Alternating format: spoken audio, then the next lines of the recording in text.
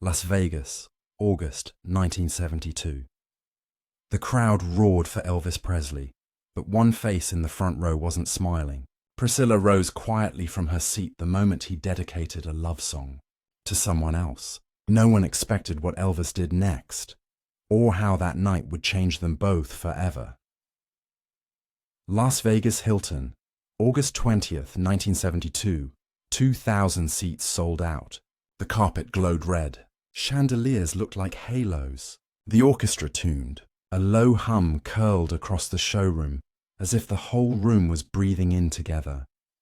Elvis walked out in a white jumpsuit, the belt shining like a small sun. He lifted the mic. The mic crackled. The crowd rose as one wave. Charlie Hodge stood to his left with a towel and a grin. You could feel the heat from the stage lights. It felt like noon at midnight. Priscilla sat near the runway. Hair perfect, face unreadable. She had the ticket stubs in her clutch. Beside her sat a friend named Maria, quiet, watching everything. People whispered their names like a spell. The whole front row waited for something they could not name. "Good evening," Elvis said, smooth as a river. Laughter bubbled from the back tables. He teased the band, counted them in, and the room snapped alive. C.C. Ryder hit like a door opening. Shoulders moved. Waiters froze in doorways to listen. Some came to brag later, but most came to feel less alone. By the third song, the camera flashes slowed, and the crowd listened the way you listen to a prayer. Elvis paced the lip of the stage, tossing scarves. A boy caught one and cried hard into his mother's coat. Charlie leaned in and handed another towel. "You all right?" Elvis asked the boy. The boy nodded without looking up. The night breathed. Between numbers, the band laid down a soft vamp, just bass and brushes. Somewhere in the side aisle, a small cassette recorder clicked. A bootleg would later float across flea markets, a hiss and a heartbeat mixed together. If you close your eyes, you can hear the ice melt. Elvis glanced down. He saw Priscilla. His face shifted for a second, like a cloud passing over the moon. He smiled anyway. He kept moving. The room kept holding its breath. If you were there, would you want him to stop and talk, or sing until the feeling passed? In the wings, a floor manager named Mr. Lang watched the timing with a gold watch. 5 more, then ballads, he whispered into a headset. The Hilton knew schedules like a religion. But hearts do not keep schedules. They race when they want. Elvis wiped his brow. "We got some requests," he said lightly. Paper slips sat on Charlie's amp, curled from heat. Someone wanted Suspicious Minds. Someone wanted Love Me. Someone had written only one word. Always. The band shifted in their chairs and waited for his choice. From the upper balcony, you could see everything. Ringed tables, diamond rings, tears tucked behind smiles. Maria leaned close to Priscilla. "You okay?" she asked. Priscilla nodded, but her hands tightened around the ticket stubs. She had kept every stub since 1969. They felt like tiny promises you could lose. The room quieted. The lights softened. Elvis lifted the mic again. He looked past the spotlights, past the faces, as if searching for one star in a heavy sky. The strings swelled. The bass held a long, careful note.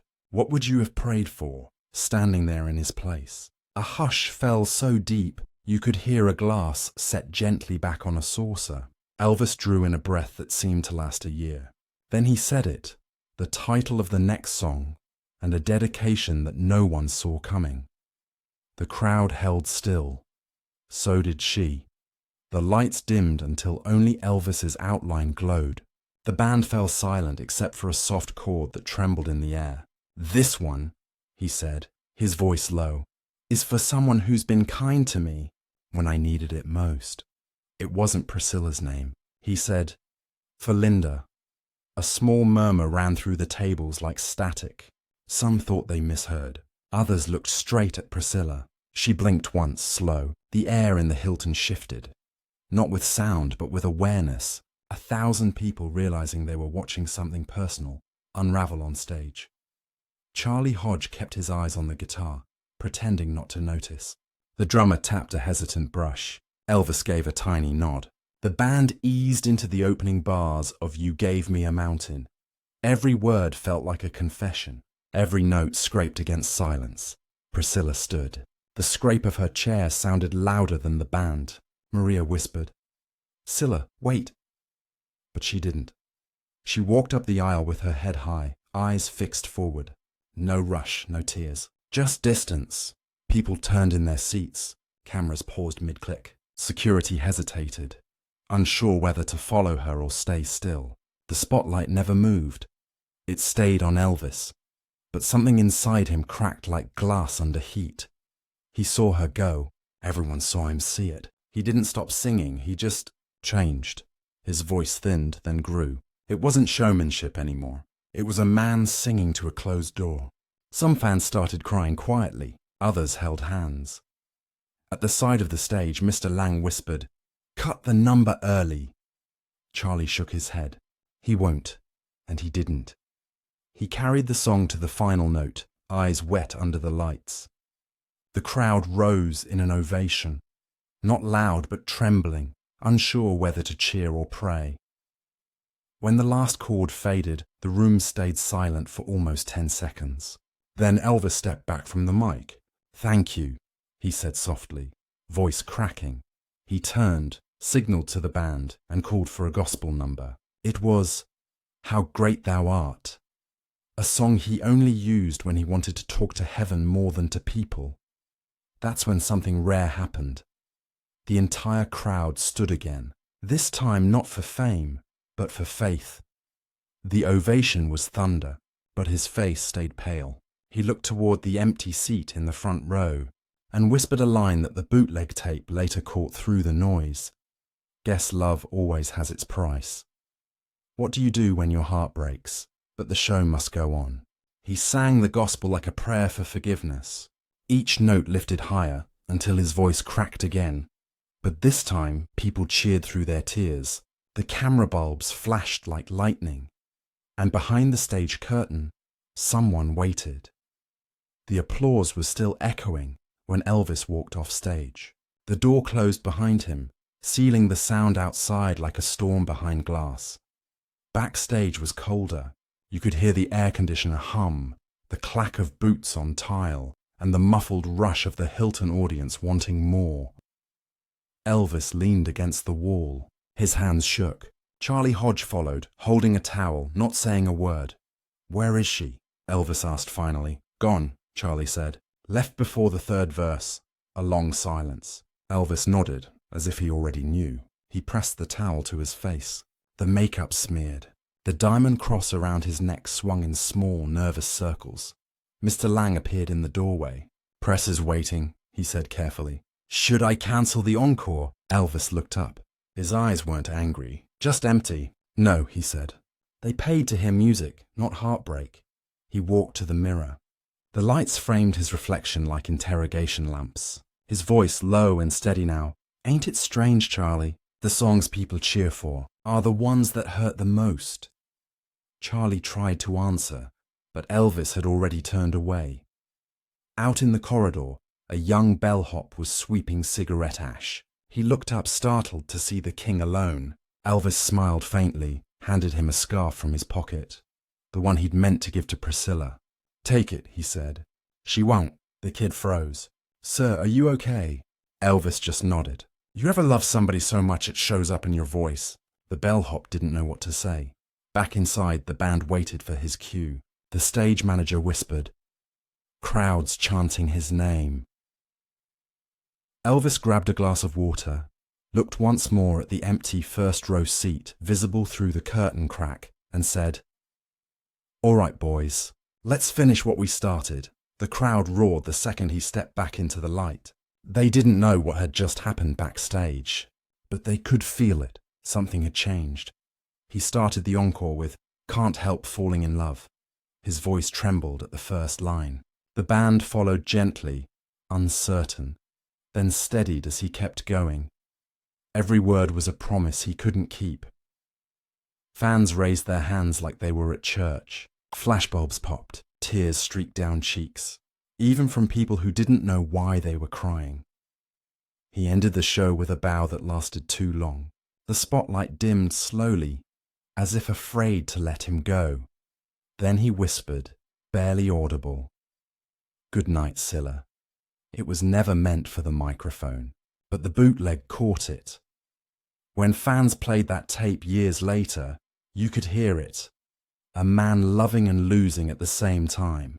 And that's when Priscilla stopped outside the back door, hearing the sound of her name float through the walls. She froze. Would she turn back? Would he see her again before the night ended? The corridor behind the Hilton stage smelled of sweat, roses, and faint cigarette smoke. Security guards whispered into radios. The air trembled with leftover applause. Priscilla stood near the exit, one hand on the cold metal handle.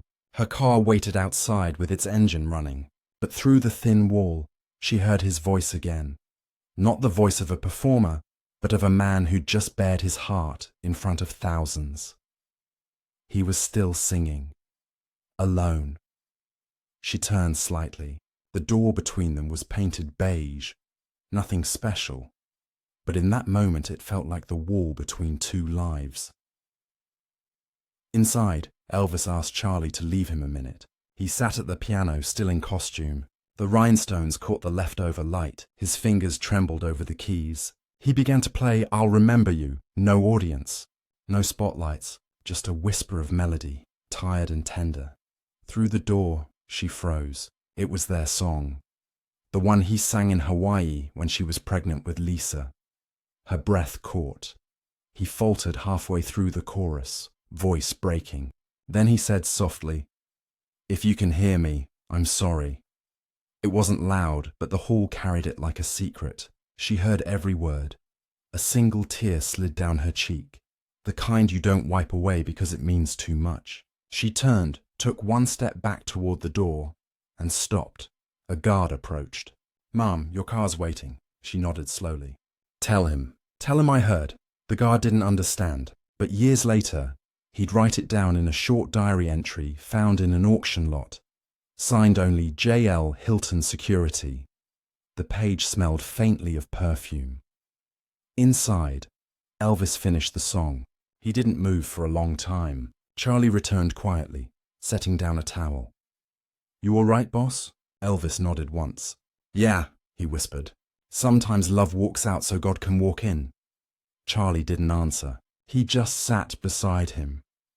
That bootleg tape caught the piano notes fading into silence. The final chord hung like a prayer unfinished. Outside, the neon lights flickered across the parking lot. Priscilla's car pulled away, slow, silent. For a second, he looked up as if he could feel it. Maybe he did, and then he smiled. Just barely. Short. Honest. Human.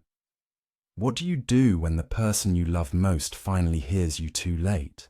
He closed the piano lid. The crowd had gone home, but he whispered one more line to the empty stage. "I'll remember you. Always." And that's when Charlie noticed. The ticket stub sitting on the edge of the piano. Priscilla's. She had left it behind. The Hilton emptied like a tide going out. Chairs stood crooked. Waiters stacked glasses. The stage lights cooled from gold to grey. Elvis stayed behind. He walked to the empty front row, bent down, and picked up the ticket stub Priscilla had dropped. It was bent at the corner, smudged with powder. He turned it over, staring at the seat number. A12. For a long time, he said nothing. Then quietly, "Guess she still had a front row view." Charlie waited near the curtain. "You want me to get the car?" Elvis shook his head. "Not yet." He walked back to the microphone, still plugged in, the cable snaking across the floor like a lifeline. He tapped it once. A soft thud echoed through the empty room. He started humming. Low, rough, searching for something honest. And then he began to sing, "Peace in the Valley." No band, no audience, just him. His voice filled the vacant space with warmth and ache. It wasn't performance anymore. It was surrender. The janitors stopped sweeping. One guard stood frozen by the exit, hat pressed to his chest. When the song ended, Elvis said softly, "For her. For me. For what's left." A tear hit the stage floor. You could hear it. He placed the ticket stub on the mic stand like an offering. Then he turned away. Later that night, in his suite, he sat by the window overlooking the Strip. Neon flashed like heartbeats. He opened a drawer and pulled out a photograph. Graceland, 1968. Priscilla in sunlight. Lisa Marie in her arms. He smiled faintly. "Family's still family," he whispered. Charlie knocked gently. "Boss, press wants a statement. About the dedication." Elvis exhaled. "Tell them the truth," he said. "It was about forgiveness." "That's all," Charlie frowned. "You sure?" Elvis nodded.